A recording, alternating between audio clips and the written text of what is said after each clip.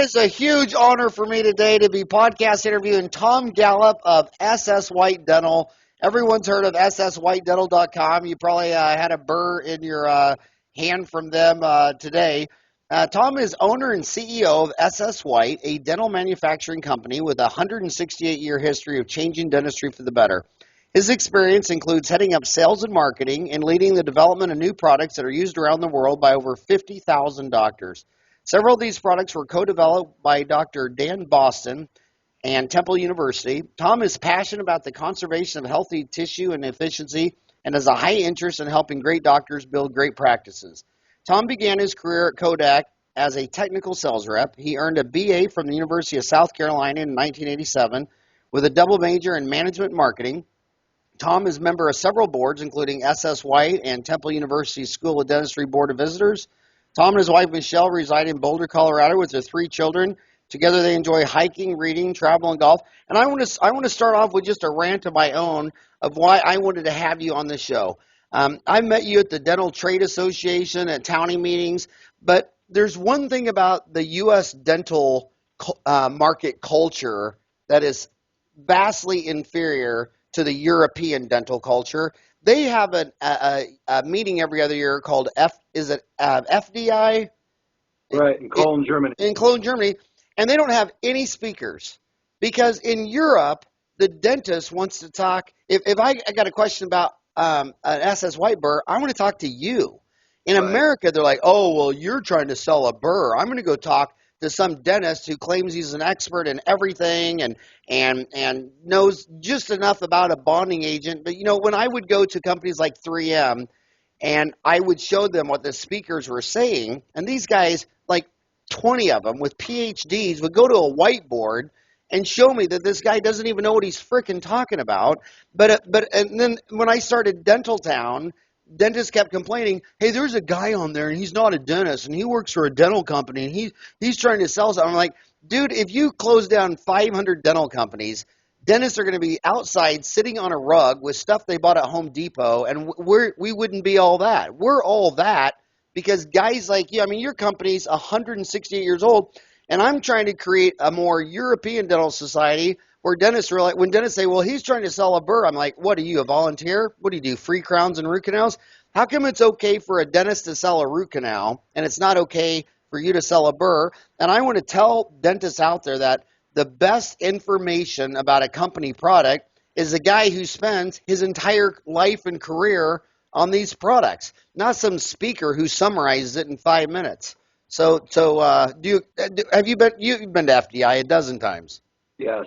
Yeah, it's a great show. I mean, I think you bring up a really important point, and I think that the question really is balance and good data. And I mean, we all talk about evidence-based data, and it's tough for us to truly have evidence-based data in our industry with the cost of studies and with the opportunity size of the product. So we have a lot of different data coming at us from a lot of different sources, whether it's webinars, seminars, articles and ads, and I think at the end of the day, the doctor just wants reliable information that they can count on, and that maybe they could partner with people that they trust, and that's probably why a lot of them sometimes end up listening to key opinion leaders or reading newsletters or reading articles and going based on what a few doctors say work in their hands.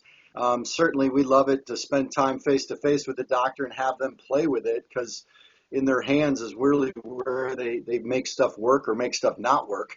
But there is certainly a different mindset in Europe and more of a collaboration between the manufacturer and the doctor. And I think that's something that you bring a great voice to getting 20, 30, 40,000 or more doctors now online to talk and bring up issues. And I think it's 217,000, but continue. That's crazy. I remember 217,000 from every country on earth is on Dental Town. That is amazing. I remember when it just started at 20,000. I apologize for dating myself. But no, but I think you bring up a great point about how do we have great dialogue around the bigger issues and make sure we're not just selling each other stuff, but how do we have the conversation around creating better patient outcomes or conserving healthy tissue or being more efficient or building a practice so that so that we can treat more of the underserved, or we can create better outcomes for the patients we have and enjoy our practices more. And I think that if we can help with products, if we can help with procedures, if we can help sometimes with paying for key opinion leaders to give lectures and give webinars, great. We're open for all those conversations. But I love your idea of us being more in contact with the doctor and more of a dialogue, not just us telling them about a burr, but having a conversation about what challenges they're having and how do we help with those. Well, my thought with Dentaltown is if all the dentists were on Dentaltown and saying, my gosh, this product, why is it red? It should be blue. Well, the dental manufacturer needs to see that more than anyone because that's the only way it's going to get done. Whereas an Orthotown, the orthodontist, they won't even let me on the site because I'm not an orthodontist. You have to be an orthodontist, and they don't let any any orthodontic manufacturers from GAC or any of those Henry Schein Ortho. And I think that's, I mean, they can do what they want. They're orthodontists, but I think that if they were all talking about Invisalign and the Invisalign company could see what they were saying, it would massively affect product development. But I want to go back. Your company started before GV Black. I love dental stories. How did this company start 168 years ago? I didn't even know who was your first customer? Pierre Fichard? Oh, well, Samuel Stockton White was a dentist himself, a tooth maker in Philadelphia. And at the time, as you probably know, most dentists needed to make all of their own supply, a lot of their own equipment. And as you mentioned earlier, it was a little bit of a challenge. And so what happened is some doctors would be very good at making forceps, or another doctor would be very good at making fake teeth. And Samuel Stockton White, I think, kind of like Howard, brought them together. I mean, he learned from a guy that was great at making forceps, and he bought the idea or paid him a royalty, and he sold his forceps. Or he learned from a guy that was great at making teeth, and he made those teeth as well as sold those teeth. And he basically, at the time, dentistry was very secretive because you didn't want to share how good you were at doing something because that was your competitive advantage. And he helped break down those barriers. He was part of the first one to start the first dental school. He also started the first dental journal called Dental Cosmos that later became the ADA Journal. Are you kidding me? It was called Dental Cosmos? Yes. Hey, we have 51 forums on Dentaltown, and one of them is dental history. Will you post this story? Oh, I'd love to, Howard. Do you have a picture of Samuel Stockton White? Yes. We can Oh give my you the God. Samuel Stockton White. Do you have a picture of the first dental magazine? Yes, we have Dental Cosmos. Oh my God! I want you to post everything you got. Start a thread. The story of SS White 168 years ago. That would be so damn cool. Oh, we'd love to, Howard. I bought the first 3 books written by GV Black and read them, and it was so amazing because here was the father of American dentistry, and what they believed 100 years ago was so crazy that you and I both know 100 years from now, everything you and I believe right now, probably what percent of it do you think is going to look crazy? Well, GV Black did a great job of going out and showing all the different shapes and getting uniformity and agreement on how we're going to address the different cavity form, for example. And yeah, he probably missed a little bit on extension for prevention on the concept, but I mean, he got uniform, consistent results and great teaching. Like you said, that was 100 years ago. I mean, can you imagine having your knee surgery done the way they did it 100 years ago? But yet we still have people, buying a 557 and cutting undercuts and dropping in an amalgam when they could conserve 94% more healthy tissue if they used a burr designed to cut what for the materials we have today, like a flowable composite or a composite in general. So yeah, it is amazing to think that the work that GV Black did stuck so much that we're still teaching it today throughout the world. And what that costs us, it costs the patient in terms of cracks and lost tissue and maybe us not creating the best patient outcomes that we can today. So you talk about conserving more healthy tissue. Give me 5 ways to conserve more healthy tissue. Well, that's a great one.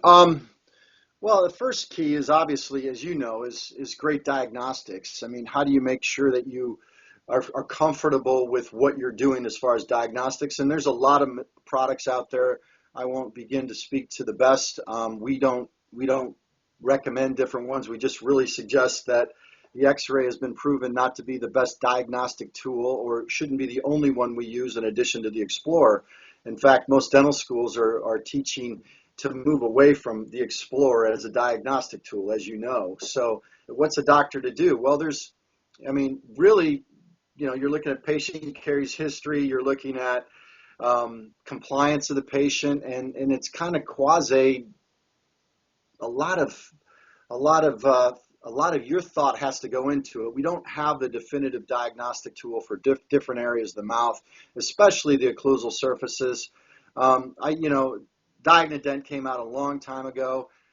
It illuminates porphyrins of bacteria in dentin, which obviously clearly means that there's decay all the way to dentin. So it is a step up, but I think there's still a real need for our industry to improve on diagnostics. But I think the doctor being very interested in diagnostics is one way you can begin to conserve healthy tissue.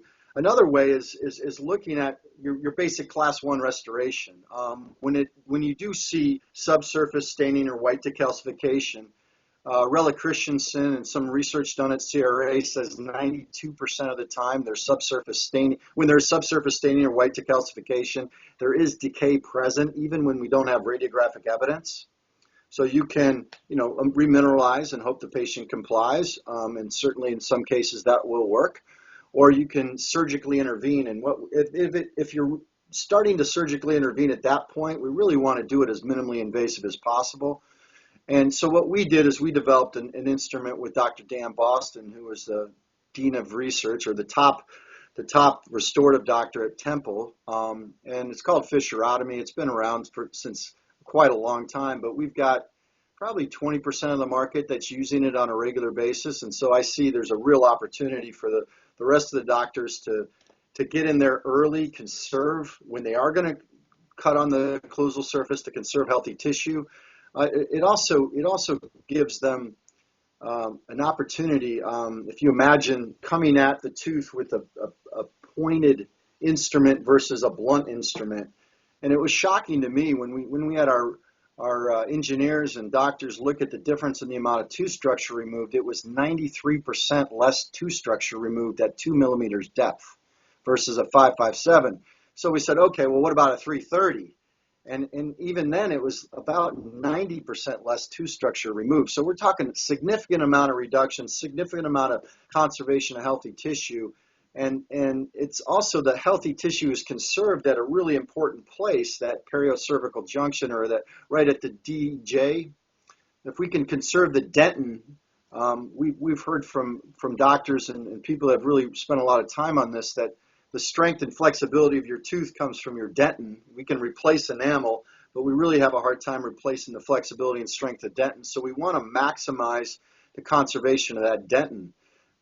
And so one way to do it is by obviously diagnosing it early, catching it early, and going in minimally invasively. And we see an opportunity to do that with fissurotomy in class 1s. We also developed an instrument that's harder than decay, not as hard as healthy dentin. And we got a lot of research behind it done at NYU and Maryland and international universities as well. It's called the Smart Burr. And what it does is it can allow you, if you have a deep lesion, to only cut the decay and never have an inadvertent pulp exposure. But it also allows you to be able to cut just the decay and not cut any active dentin, which obviously conserves healthy tissue as well. Another byproduct of that is you don't have to anesthetize the patient. Gordon Christensen is quoted as saying this. I mean, there's this publication out on CRA saying that fissurotomy anesthetic is often not required. The same is true with smart burrs for different reasons. I mean, fissurotomy is a carbide. It will cut healthy dentin, but when you're cutting the enamel and you just barely get into the DEJ, oftentimes you don't have to use anesthetic. With smart burrs, it works for a different reason, because when you're cutting decay, and the body's, it's just amazing to me. It lays down these minerals and salts, and it stops the progression of the decay, so the decay doesn't get in the dental tubules and shoot right down. And so that, as it was explained to us, a really important thing to do is just remove the decay and not the healthy dentin underneath it. And we see in studies that we're capable of doing that if we have an instrument harder than the decay, but not as hard as the healthy dentin. So that'd be another example, smart burrs. I mean, as far as, I do think looking at when it makes sense to remineralize and not remineralize in your practice, and obviously the doctor's taken a great role in prevention and having those conversations with their patient around flossing and brushing. The next step, we think, is really taking it to the operatory and having the conversation about why they want to be minimally invasive with this situation, whether it's doing a class 1 more conservatively or removing the decay more conservatively, or even doing endo a lot more conservatively. We've seen a real increase in the interest level of minimally invasive as opposed in endo. Today, endodontics removes a tremendous amount of healthy tissue, and most doctors believe within 10 years about 40 or 50% of their endodontically treated teeth fail. And as a result, and when you really look at why that is, there is a lot of root cracking, there's a lot of secondary problems that are associated with removing so much of the strength of the tooth. So we believe that in endodontics, there's a real opportunity to be minimally invasive in cavity preparation design, and certainly even in looking at whether or not you're going to be doing an inlay or a crown. I know most doctors will go right to a crown, and in some cases, an inlay or an onlay will work just as well and be more conservative. You know, when I on the dental, okay, so we have, can you see this? Oh, is this the Dentaltown app? So Yeah. Dentaltown started in 1998, and now it's got 217,000 dentists. Steve Jobs shoved that internet into the Motorola phone or the Nikon phone with the iPhone in 2008. So when we started the Dentaltown app, there's 50,000 dentists that have the app. It has a search bar, which costs me $50,000 from Google, and every time I have to update it every 3 or 4 years, another 50 grand. But I typed in SS White, and there's just, I've been scrolling for 3 minutes with threads on there. They're ranting and raving about your Access burrs, your Endo Z burrs, your SS White B Taper 2, where to buy. But I wish it would be so awesome if you got on there and did a search for SS White, and then you went and posted and said, hey, I'm the owner. Because a lot of these dentists that are talking about your stuff would be great product champions like that Dan Boston. But hey, speaking of Dan Boston, that guy's a legend. We put up 400 online CE courses, and they've been viewed over 600,000 times. Wow. What do you think's a chance you can get Dan Boston to make us a course on all this? Oh, we'd love to. We'd love to, Howard. I mean, I think we And was his name Boston before he went to Temple, or did he just go to Temple and get so damn excited about the city of Boston he changed his last name? He went to Penn, and then he ends up teaching at Temple. It was a weird situation. Well, let's switch to more methods to save time. Give us some methods on how to save hours of chair time. And the guy that really opened my mind on this is a guy who's a big fan of your product, Scott Perkins. But he was the first guy. I went to his dental office. In Dentaltown, he invited dentists to come to his office, and Jerome Smith from Lafayette, Louisiana went. I went. A bunch of us went. And what I thought was most mind-blowing back then is, you know, I was thinking about the burr and the endo access and all this stuff. But what blew my mind is he had like 5 handpieces. So he would talk about how, you know, you take your handpiece and you change the burr or you change the file. And he had 2 assistants doing all that. And when he sat down and looked at the tooth, he would never take his eye off the tooth. And every burr he was going to use for a filling, a crown, a root canal, everything. So he said, look, the value is my time, not the cost of a handpiece. And it was amazing how he would sit there with like 6 handpieces ready to go. Anything that needed to be changed was already in a handpiece ready to go. And he literally, I watched him do a molar root canal in 15 minutes. And we published it. And all these endodontists said, you can't do a root canal in 15 minutes. And Scott would go there and say, look, you're only doing the root canal in 15 minutes. You're wasting 45 minutes changing your own files, doing this, doing that, getting up, going out to get the apex locator. He says it's all operational logistics. When I sat down, boom, I'm not taking my eye off the tooth. I got 2 assistants. I got 6 hands, and it was just amazing. But how do you recommend saving chair time? Oh, well, I mean, Scott Perkins was a really interesting guy. I agree with you. He did the enamel peel technique, right? He used our great white burrs to be able to do crown preps also much quicker. And because of feedback from doctors like him, we did is we took that great white blade geometry, which does cut up to 40 or 50% faster than a regular carbide, and we have put it on diamond shapes. And so a Rochester study confirmed that our Great White Ultra, which is a crown prep instrument, would combine three instruments in one. So for a crown prep, you could get the fast cut of this Great White in your diamond shape. It would do the enamel peel. It also, at the base, it was a finishing burr, or is a finishing burr. So the labs love it because they get this impression-ready margin that looks really beautiful. We have labs recommending it to doctors. And it cuts faster than a super coarse, but it left these striations that would allow for even better holding of the crown. So that would be one idea. Well, I mean, really, there's three things you should look at when you're doing your crown preps as far as instrument selection goes. One would be a single-use instrument like Piranha and get a fresh, fast-cut diamond every time. Another would be, like Scott talked about, is using a carbide, in this case, Great White's the shape of a diamond, to get much faster enamel peel. And like I said, be able to get, instead of having to switch diamonds from a coarse or super coarse to a medium or fine grit to finish out the margins, you could get that in one step. I think the idea, though, that Scott was really pursuing, maybe he wasn't aware of it, was looking at how he can reduce steps, how he can improve efficiency, how he can be able to optimize his chair time. And I think we've had those kinds of conversations with hundreds of doctors and gotten feedback from them on what we could do. And really, you know, if you start with that mindset about understanding that you can be better quality and fast, it opens up a lot of things. Specifically for us, we help with faster crown preps, like we said, with either Great White Ultra or Piranha.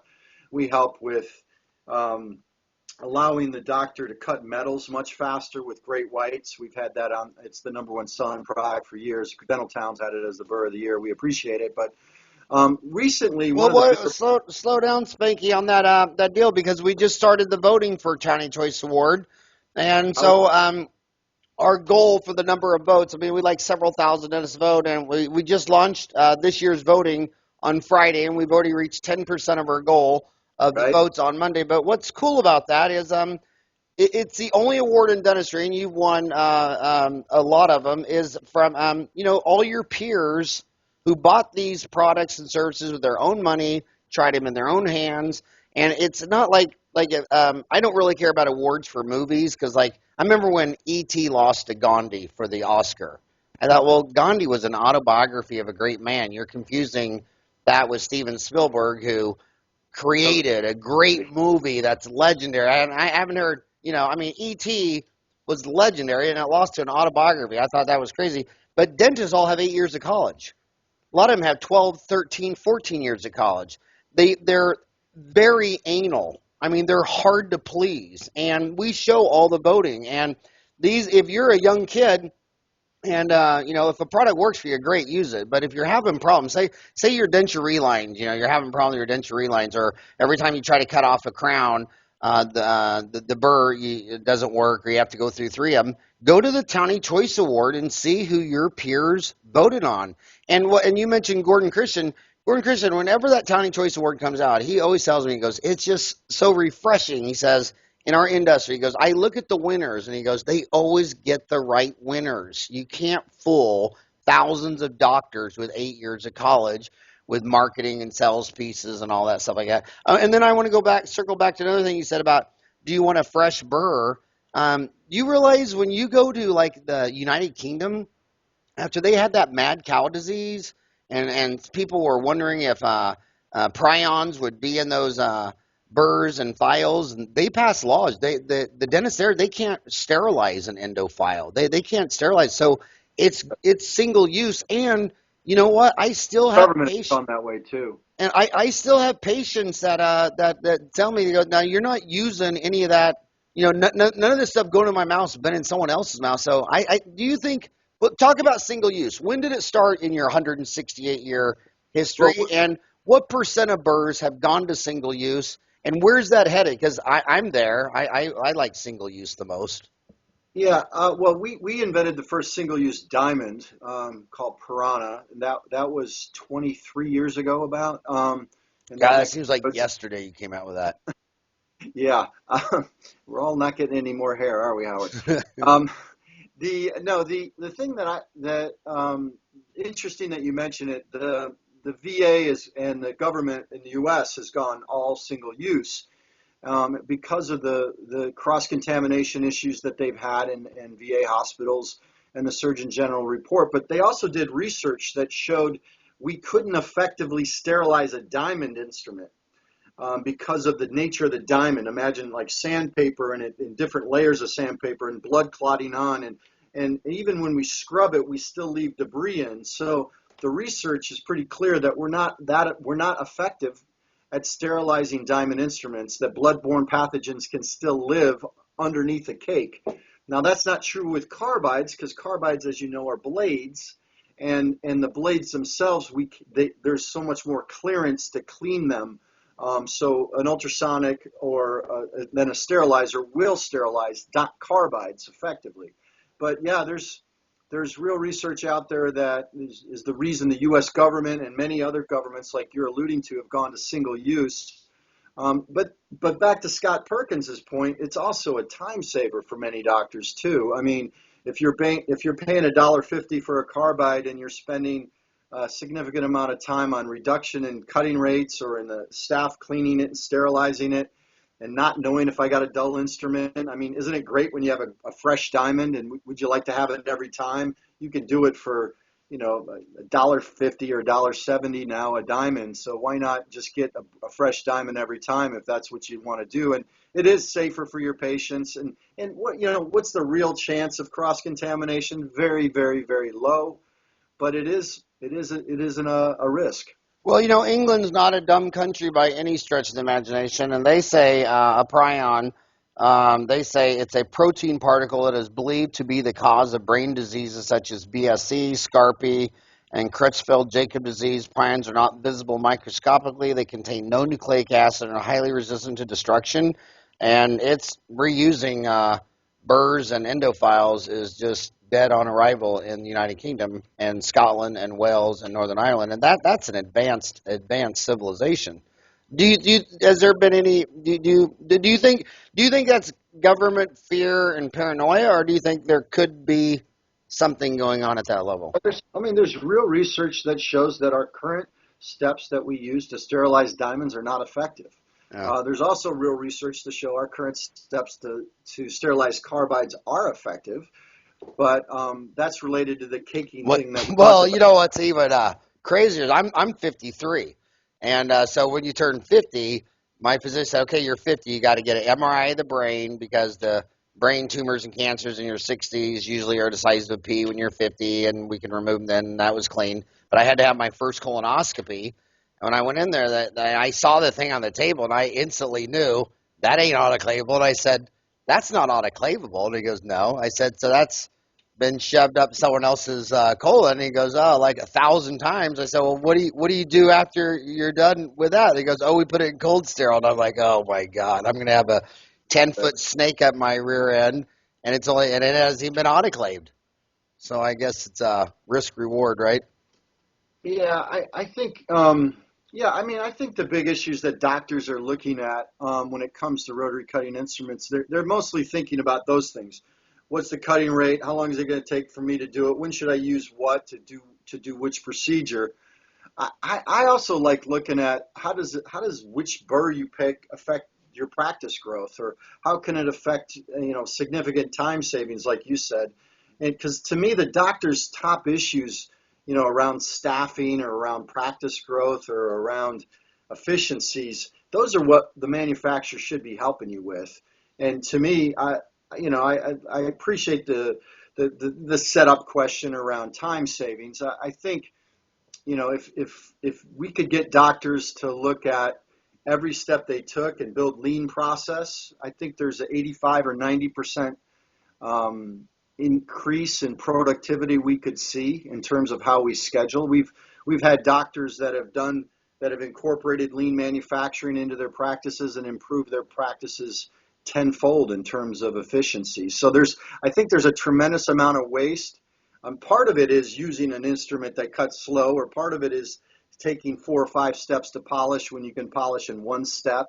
I mean, and we could certainly help with those kinds of tips, but developing that mindset around where is waste in my practice, where is waste in my steps, how do I increase quality and reduce variability is a great conversation I think we should be having more with doctors, because it'd be great to increase the capacity that dentists have and treat more of the underserved and help the doctors grow their practice. And certainly we've got a lot of price pressures on the average solo practitioner with the group practices. It'd be great to help them be competitive, just like the group practices are being competitive to go after some of these markets. You know, I want to circle back to your physiotomy, Burr. I want to go back to that. Dentist, the human condition is you start with what you want to believe, and then you work backwards and fill in the blanks, right? I mean, scientists do that. People, lots of people do that. And there's a lot of good research that shows that half the sealants are failed within a year, and the other half are all failed in 2 years. Now, when you talk to a dentist, they're always going to say, "Oh no, not mine. Mine are permanent. Mine never fails." It's the same with endo. You go to every dentist. I could drive you to 100 dentists from my house within an hour that will tell you that they, knock on wood, they've never had a root canal fail. And then there's 4,000 endodontists in America, and 80% of their practice is retreats. And yep. I'm like, so are all these immigrants coming in? You're treating all these people who had root canals in other countries? Because I know American doctors never had a retreat. But what I don't understand is the economics of a sealant. I mean, if I do a sealant, it's going to be $35, and the research says they're all going to be failed in 2 years. But if I clean that out, you hit dentin every time, and then you acid etch and do an occlusal composite. Now it's an occlusal composite. Would you rather do something for $40 and have it all fail, half fail in a year, all fail in 2 years, or bill out something that's $150? You can call it a preventative resin restoration. You can call it an occlusal composite. And and I look at my granddaughter, my 4 children, my granddaughter Taylor. I don't want a sealant on there. I want to get rid of that pits and fissures and clean that thing out, and it lasts longer, and you get 3 times more money. Why are people doing sealants? Well, yeah, I mean, I think they're taught to do them, but I agree with you. The material for sealant shrinks at a much greater level, as you know, and therefore we have leakage, and we have to constantly look at the sealant and monitor it, and then we have to have patient compliance to come back and see us. So even if we have a great dry field and we do a great job, and now we have the shrinkage that is going to happen at a much larger rate than that filled composite that's been acid etched and bonded, as you know. So, and obviously, if we can clean the surface and reduce the bacteria that's present, that's also positive. So, what we see with fissurotomy is a doctor can go in when he thinks he may only be doing a sealant, and the funny thing is he can feel it go deeper and deeper, because the burr actually acts like the explorer in your hand, and you can feel it go from soft to hard, and then he can back off of that part of the fissure system and go to another part of the fissure system. And then in some parts of the fissure system, he'll go all the way to the DEJ. In some parts, he's just removing the bacteria in the enamel itself. But like you said, it is a billable PRR or a class 1. But Dr. Howard Glazier, I know who's spoken with you in the past, he tells us it adds 12 years of life to the tooth, because the restoration that he would have cut had it, progressed, and as he maybe even before it would have shown up on x-ray, would have been so much larger that the value to the patient is extreme. I mean, if we can get that, like you said, if we can get that composite in there with a bonding agent, then we can have the success rates of that versus a sealant. I mean, yeah, that's what I had done on my kids, and I'm sure, like you said, it's what you want to do most with the patients that you treat in your office, because you care about the long-term health of the tooth. And you get that's what's going to be much more permanent, and the research is unequivocal on those points. I would rather my granddaughter, my only 2 choices on when her 6-year molars pop up was to do a sealant or an occlusal amalgam. I would do the occlusal amalgam without blinking, and I know it would look perfect when she was 40. Right. I mean, that far though. We don't have to No, go all the way to I New know, York. but I'm just saying that's how anti-sealant I am. I mean, I just don't get it. Hey, you mentioned Howard Glazer. You know, when I started the online CE course in 2006, that was the first guy I contacted to make course, and I still haven't got a course out of him either. Next time you talk to him, I know. All And right, we're gonna do one with you we'll definitely do Dr. Glazer, maybe Dr. Boston. We'd love to do. I But want both. Dr. Glazer, we do courses with him. He's a great doctor. He still practices, as you know, I think 2.5 or 3 days a week, and yet he still keeps a really busy travel You know schedule. what? You know what makes me the most motivated to do podcasts and online CE is that in America you're transferring wealth from 50-year-old doctors to 25-year-old doctors. But what's super cool is when these doctors in the 20 richest countries like the United States and Canada and Australia and Germany are transferring knowledge to Africa, Asia. I have walked in dental schools where the dean just hugged me and cried for 5 minutes because the online C course, their textbooks are all 10 to 20 years old. Right. And now they're watching Dental Town online CE, and she goes, we're in a very poor country in Ethiopia or Sudan or Tanzania or Nepal, and we're listening to the greatest, highest tech dentists from Germany and Canada. And so it's not so much that I want Glazer to teach 5,000 American seniors in dental school that are going to be pretty damn good no matter what. But man, this is life changing when you're a dentist in Namibia, and it would be 6 months' wages to fly to Europe or America to go to one course. I mean, Right. these guys tell me that the last time they went to a course, it was 1 month wages for the plane ticket, and then they discovered Dental Town, and we make those courses free in the poor countries. And so it's just life changing. Hey, I want to ask you another question, young kids. My job is to ask questions, whether I know the answer or not. A lot of kids ask me on dental manufacturing companies, how come some companies sell direct and some go through Patterson, Shine, Benco, Burkhardt? Which one do you do, and why? What's the difference? Yeah. Well, there are manufacturers that sell direct. There are dealers that sell directs. Like, Brassler is not a manufacturer. They sell direct. So are they a dealer? Are they a manufacturer? I look at them as a dealer because they don't make their own product most of the time. But so They were a Comet dealer, right? Weren't they Comet Burrs out of Germany? Comet, yeah, Comet was the manufacturer, and Comet is a manufacturer that sells direct in the U.S. In our space, I think the channel's working on about 35% gross margin, and for some smaller manufacturers, that margin is given to the dealer to go out and take the message out to ship, bill, and collect, and it's a great spend for them. For other manufacturers, if they can't get the attention of the dealer, and they're just giving away those 35% margin points for nothing, then they see the need to go direct. We have parts of our business direct. Our endo business is traditionally a direct model where we need to be in front of the doctor and teach technique, show them how they can conserve 70 or 80% more healthy tissue. We have ways we help endodontists add a couple $100,000 in revenue to their practice. So but it takes some conversation a lot of time. So if you're going to invest in teaching and training and really working on building the practice with the doctor, you need that margin to be able to justify and pay for the sales force. But I think it's Dentsply has half of their sales direct and half through the channel. I think most major manufacturers now have a hybrid approach where they have some of the business, like orthodontics is direct typically, or endodontics is direct. While the GP with 135 or more thousand doctors, it's hard to be able to have a 100-person sales force be able to interface with them enough. And a 100 salesperson force is pretty large. So it's quite expensive to be able to interface with the individual doctors in a face-to-face setting.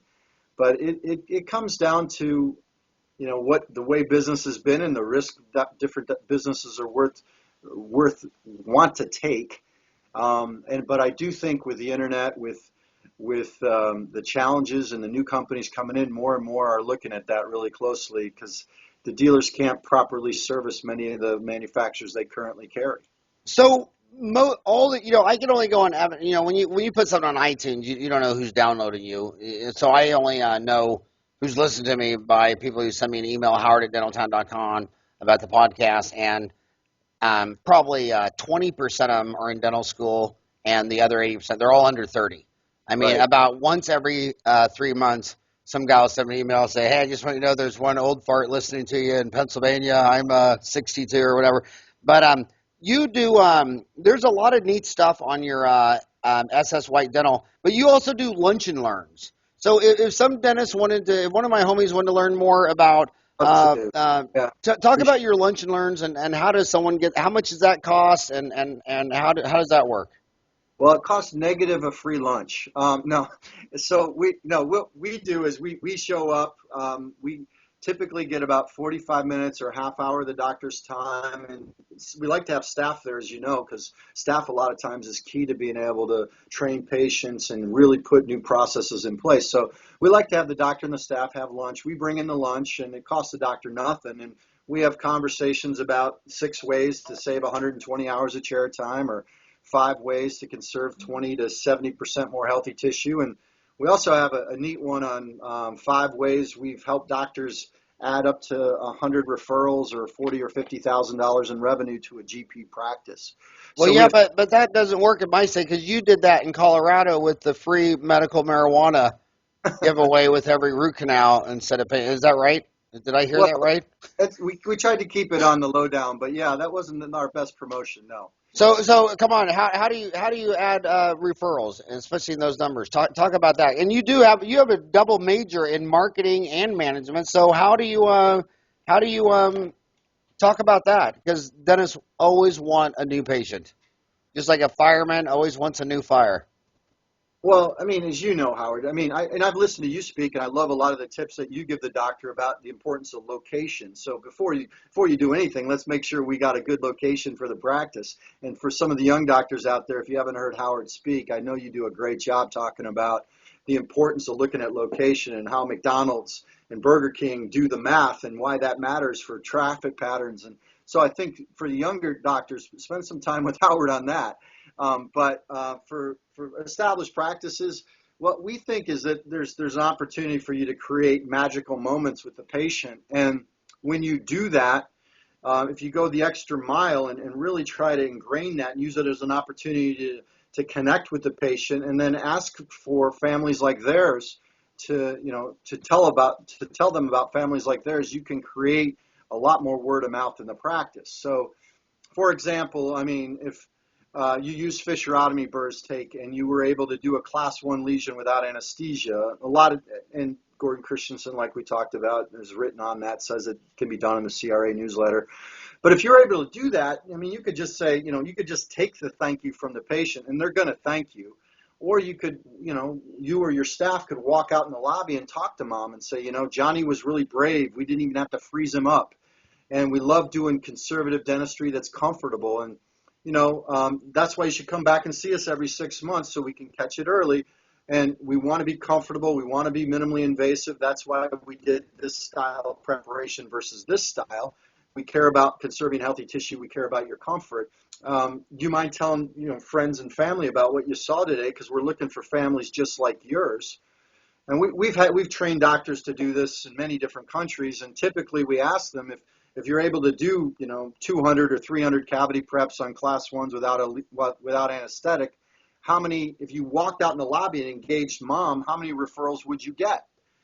And then we follow up with them afterwards. And it's not uncommon for us to hear doctors getting over 100 referrals if they're able to engage mom and show mom how they care about being minimally invasive, how they care about being comfortable, and then ask mom to talk about it at the book club or talk about it with their friends. I mean, you probably haven't had this experience, but when we have people go to the dentist, even at our company, that they know they're going to have a shot, they don't expect to see them come back. So if they go and get a cavity done and they come back, people in the office, kind of, expect them to drool or talk funny or be numb. And when they're just normal, it's a really neat opportunity for that patient to brag about their doctor. So, doing a comfortable cavity prep is and then taking a minute and talking to mom about it. I also, I mean, there's other bunch of little things you can do. I mean, I know Sally McKenzie talks a lot about the diagnosed but untreated file and how the average practice has $50,000 in diagnosed cases that they haven't scheduled, and the importance of getting your front desk to be able to make that phone call. When's the last time you saw Sally? Oh, it's been a while. I follow her newsletters, but it's been a couple of years since I've seen her. She was my first dental consultant in like 1987. I mean, and it's amazing how all the great practices I know use dental consultants right out of the gate, and all the people who have the greatest practices all use dental consultants. I had her in 87, brought her back in 90. He's a hygienist, Howard. How'd you listen to a hygienist? I know. It's amazing. But do you cover all this in your Lunch and Learn? Yeah, we go over this topic. I mean, and so if we can talk about comfortable cavity prep, or we can talk about, well, let me tell you a story. My son needs a knee surgery, but he blew out his ACL playing basketball or whatever, and so a friend of mine told me a story about how he was a triathlete and he got his knee done up in Vail at Stedman Clinic, and he lost his cell phone, and he didn't really care that much about it because he just had a knee surgery, but he finally got his cell phone back, turned it on, and he had 10 messages from the Stedman Clinic. And it wasn't just from the Stedman Clinic, it was from Dr. Stedman, the guy that did his knee surgery. And, finally he called him back and he said, yeah, my knee's great, and the doctor said, how you doing? How you feeling? Everything okay? Do you need any pain meds? And, just a courtesy call by the doctor. But, he's like, what, why are you calling me? Why'd you call me 10 times? And the doctor said, I really care about your health, and I learn a lot from talking to my patients afterwards. It's a really important thing. And he's like, all right, I get that, and I appreciate that. But, I own a business, and I care about generating referrals. How does this impact your business? Do you mind telling me that, Dr. Stedman? And Dr. Stedman told him it's the number one way he gets referrals. And this is one of the largest orthopedic clinics in the country. It's the largest in Colorado. My son went up there and got his knee surgery done there after I heard about how much the doctor cared. And so, if we can figure out ways, so we'll talk to you about 6 ways to save 120 hours of chair time, how to cut the zirconia faster, or how to finish faster and polish faster. But you're just going to save 2 to 5 minutes. But what if we were to take that 2 or 5 minutes and hand you the list of the people that you did your crown preps on, or hand you the list of the folks that you did endo with, and you just gave them a quick call? I mean, what percent? I just grabbed my card just so you can believe it. I have given every single patient my card afterwards that has my cell phone number on it. Since I first got a cell phone, I forgot what year the cell phones came out. It was a Motorola flip phone. What year do you think that would have been? Probably around 95, right? Yeah, it was about 95. And people, about 1 in every 10 patients I get to, my phone would start vibrating in my pocket, and I'd look at an answer, and it'd be the lady in the chair, or the lady just left, because she didn't believe that I really gave her my real cell phone number. And every time, I'm in Phoenix, every time a number not in my iPhone comes up and it's a 480 area code or a 602 area code, I know it's about a 99% chance it's a patient. And it's just amazing how important that is. It's the soft stuff that builds an office, not the high-tech stuff. Well, we got to build trust, and we got to make them feel comfortable. And how many people are they going to tell that you called them and checked in on them? And especially if you do it and you really care. And you really do care. And yeah, you're going to hear sometimes they've got a high spot, but and they need to have a crown and readjust it or whatever. But do you want them telling you about it, or do you want them telling their friends about it? And and I don't know what you've experienced. My brother's a dentist. He was able to build a practice up from starting a new practice to close to $1 million in about 4 years by doing these kinds of things. Doing the patient callback after a procedure, looking at your diagnosed but untreated, creating a practice around minimally invasive and talking to the patients about why that matters and why he's committed to saving their teeth for a lifetime, doing comfortable procedures when he can, or obviously being really good with the needle when he has to give a shot. But I think, those are just examples of some of the things we like to talk about. Nothing that I think is terribly news to you, Howard. I think you employ most of these tactics already. But So if I heard you right, what you said is it's all about trust. And once you can fake trust, you can build $1 million practice. Did I get that right? Hey, I want to ask you another macroeconomic question since you've been in this industry 168 years. By the way, you're looking good for 168 years. Same day crowns. You were talking about building practice by no fear, by trying to do preps without anesthesia. And when I look at the market, I've been a dentist in Phoenix for 29 years. And if I tell you, Tom, you need a root canal or a crown or a filling, half the questions are about money. Well, how much does it cost? Does my insurance pay? I don't get paid till Friday. The other half are about fear. Well, are you going to give me a shot? Is it going to hurt? Will I be able to go back to work? Am I going to swell? But then the market's saying, oh, no, what they want is a same-day crown. It's like, dude, I've heard that like twice in 3 decades. So my question to you is, what do you think of the same-day crown? And then also, and I guess I was thinking about that, what percent of your business is to dentists working on patients versus to dental laboratories? Yeah, well, about 95% of our business is to a practitioner. Now, we sell to oral surgeons, endodontists, GPs, as well as pedodontists, and orthodontists. But about 5% of our sales are to labs.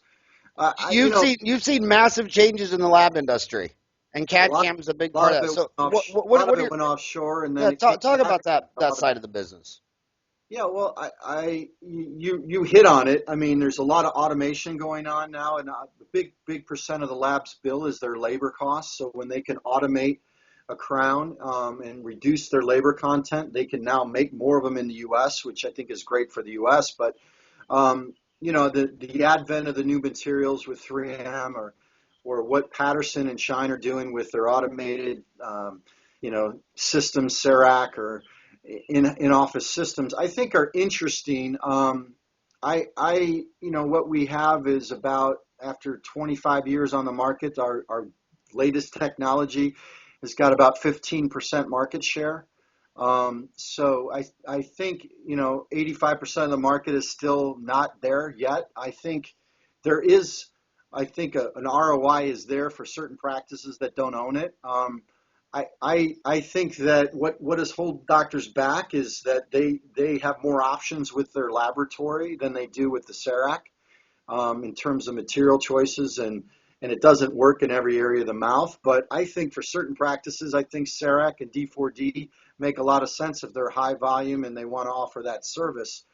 I think the patient is looking for, do I trust my doctor?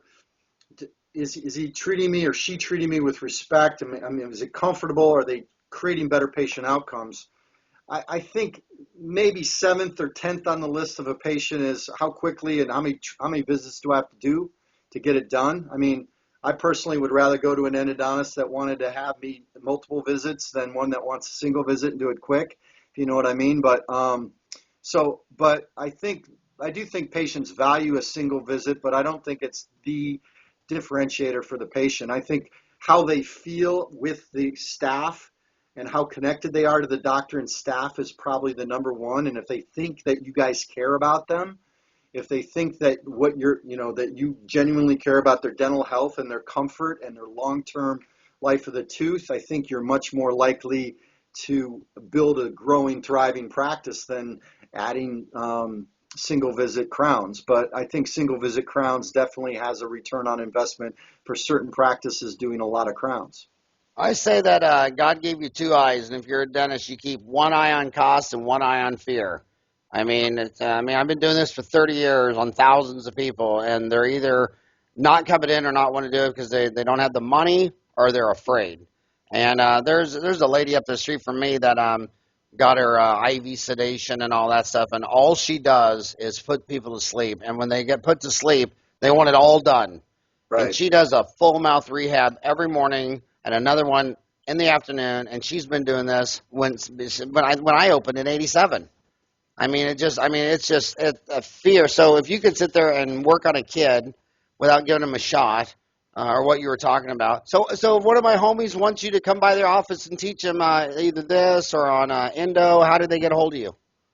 Well, they could call our office, and our customer service would be happy to What's the number? get 732-905-1100 is or 1-800 732 905 905 1100, or 1100. in the U.S., I think, I don't know if our 800 number works internationally, but our 800 number is 1-800-535-2877. You know what I noticed? Only people our age think about the cost of a phone call. Millennials and Generation Xers, they've had anybody that grew up on an iPhone, their long distance plan. I don't think that it even matters or registers in their brain. I love what you're talking about on fear. And I mean, what if the first time someone had a shot was when they were 35 years old getting a crown? I mean, what if we could do cavity preps without anesthetic in the vast majority of the cases? What kind of impact would that have on dental phobia and on how the patient interacted with the doctor? I had a doctor come up to me and say, give me some of those thank you burrs at a trade show. And I thought maybe one of my competitors came out with the name of a new burr that was kind of goofy, the thank you burr. But, and I started to grab the exhibitor thing and try to tell them where all my competitors were located so they could go talk to them, because I didn't know what the thank you burr was. But the staff member looked at me and started laughing, and she pointed down at fissurotomy and smart burrs, and she says, we call these the thank you burrs because every time we use them in our practice, we get thanked. And I just look at, you guys are amazing craftsmen, you're amazing artists, and I don't think the staff and I don't think the patients really appreciate the hard work you guys do. And I just think it'd be great if we could get more doctors thanked, if we could reduce the discomfort in the chair, if we could conserve more healthy tissue, if we could position our practice that way and grow. I think it'd be great if the first time the kid gets the cavity, gets the shot is when they're having the crown when they're 35. What would it do to dental phobia? And this is why, by the way, for my homies, Tom didn't pay to be on my show. I didn't. This isn't an advertisement. I called Tom Gallop. He did not call me. And this is why it's so important. I hope you do a search on SS White. I've done that before. I like seeing all those comments. It's great to read it. But they really do love when they connect with, instead of buying a pen from a company you don't know, humans love to put a face behind a product. And sometimes I'll be in the elevator and some guy will say, well, what company do you use? And he says, I use Ultradent. And I'll say, well, why do you use their bonding agent? He says, I met Dan Fisher at the bar at the Chicago Midwinter meeting. That was the coolest everybody guy. has. Yeah, it's hard to meet Dan at the bar. No, and Dan's a great. They love that. They love to buy from people, and that's why government has a hard time, because no one knows who's running the post office or the IRS or any of these agencies. I mean, you go ask a dentist, well, who's the head dentist at the Centers for Disease Control or the World Health Organization? They don't even know, and the government needs to be better at putting. They put the only face behind government would be the president, and he's got the president's running agencies that he can't even find on an org chart. You know what I mean? Yeah, it's a big organization, and people want to be able to connect and be able to and work out their issues, because no product's made are perfect. So we need to know how we can continuously improve them, and we'd love to hear from doctors. I mean, come by, see us at trade show booth, give us a call, send us an email, get on our website, and tell us what we can do to help. One last question. We're over time. We're past an hour. When people think of Colorado, where you live, I mean, you got to think of you read in the Economist. They say that legalizing marijuana, that your housing prices have been rising the fastest, your median household income's been rising the fastest. What do you think of that? And also the fact that you're raising 3 children. What are your thoughts on all that? Well, yeah, so the economics of $300 million in tax dollars is real and going to be attractive for a lot of states that are underwater. I don't think we know the long-term impact in terms of, is it a gateway drug and what the impact is on that. I do know I've got friends in the governor's office, and they fought it. They did not want it because they were really concerned it would affect their ability to get businesses to come in. And, Colorado, the brand name for Colorado used to be, if you told people you're from Colorado, they'd ask, how many days do you ski? And now they ask how, they look at you and they try to see if they can get high with you or sometimes. So it is like, it's not good for the Colorado brand. And there are a tremendous amount of people using in Colorado legally now, at least in the state. I worry about it because of the gateway element. And I don't think we know that yet. I don't think we know what the impact's going to be, and I don't think we will know for 15 or 20 years on what is the drug use of our kids compared to other societies. But in general, I think, I believe to each his own. If you choose to do that for yourself, that's great. And, as long as you're not hurting somebody else, I'm comfortable with your decisions. I care about younger people that don't have that ability to sort through what's best for them yet. So that would be my concern. But from an economic standpoint, it's been a big boom for the state, and I don't think it's impacted their ability to recruit good businesses to come here. And I think a lot of other states like California are looking at it because of the economics. Well, if I was your state, what I would do is I would do what Nevada did when they were the first state that had gambling. They spent a lot of that gambling revenue on running programs to make sure other states wouldn't do it.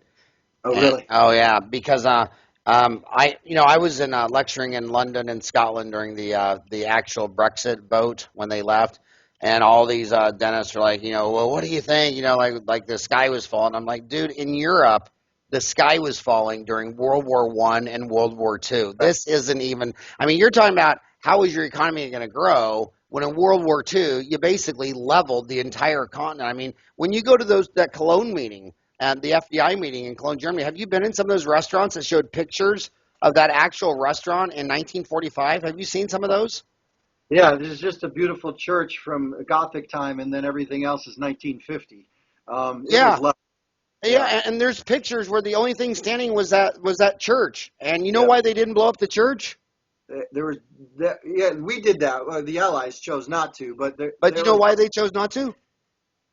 No. They didn't have sophisticated radar. That was a flight navigator. Oh, so they left it there, yeah. They left that high steeple there just so they knew where the hell they were. But I want to say one thing about the marijuana. I want to put that in perspective. The United States has the Constitution has many amendments, and the 18th and the 21st Amendment were both on alcohol. The 18th threw it out, and the 21st let it back in. And about every 2 or 3 years, Dentaltown does an issue on substance abuse because about 14% of dentists during their career will go to rehab, and 85% of the time it's alcohol. And I look at the Brexit compared to World War I and World War II the same. I look at marijuana compared to alcohol.